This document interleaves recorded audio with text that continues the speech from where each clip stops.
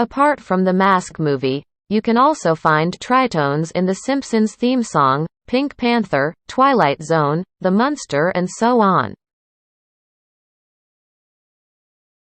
The religious scholars and natural composers of that time did not recommend the use of the tritone, nor were they taught to write the tritone interval. Anthony Pryor also notes that tritone has been recognized as a problem in music since the 9th century. Johannes Tinctories was an influential composer in 15th-century Europe. He was very fond of tritone. He was even made the main source by music experts and other musicians to honor tritone. The tritone is really something that people go to great lengths to avoid, and the fight is due to a very mathematical-sounding dissonance. Although in medieval times the tritone earned the nickname, the devil in music, that didn't stop dissonant composers from playing it. The peak of the horror of the tritone occurred during the Renaissance.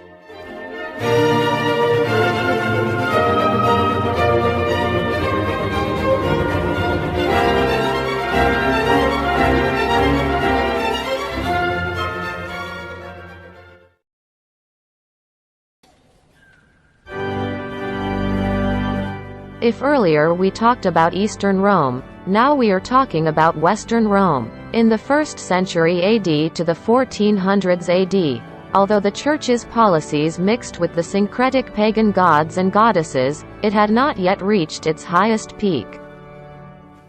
There, the highest peak of pagan syncreticism occurred in the Renaissance era, the era when society and various popular figures got what they called in Latin, Illuminatus, or in other languages called Enlightenment. That's why the Renaissance era is also called the European Enlightenment Age, because many people were re-enlightened. Enlightenment from whom? From the Church, the Bible, and Jesus? No, but from the stories of ancient Roman and Greek gods and goddesses. Renaissance means rebirth. What is rebirth? Of course, the ancient teachings, thoughts, and practices of pagans.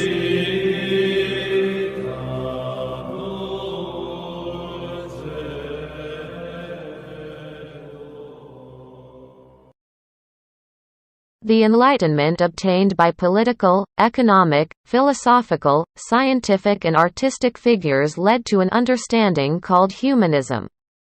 Munculnya kapan humanisme pertama kali? Munculnya pada Renaissance. You may have heard of what humanism is, but I'm sure most don't understand the true meaning of humanism. According to society in general, humanism is the nature of help, love, tolerance, and humanity. But in fact, humanism is not like that. Humanisme itu sebenarnya apa toh? Humanisme itu suatu upaya untuk memperkuat manusia. In the Dark Ages of Europe, all had to submit to the Church. Thoughts aligned with the Bible need to be discarded. This is what makes thinkers seem to be limited and mark the Dark Ages. Where science is ignored by Church, they prefer to care about the teachings of the Bible and the Church. In the Renaissance era, Church rules weakened. Renaissance itu mulai mengesampingkan agama, tidak mau diatur-atur oleh Tuhan, karena manusia bisa mengatur dirinya sendiri. This made thinkers who were previously restricted in their thoughts, now free to roam. Returns the perspective of the time of the ancient pagan gods and goddesses. Utilize human resources as much as possible freely and humanize humans without the rules of the scriptures. That is the true meaning of humanism in the Renaissance era.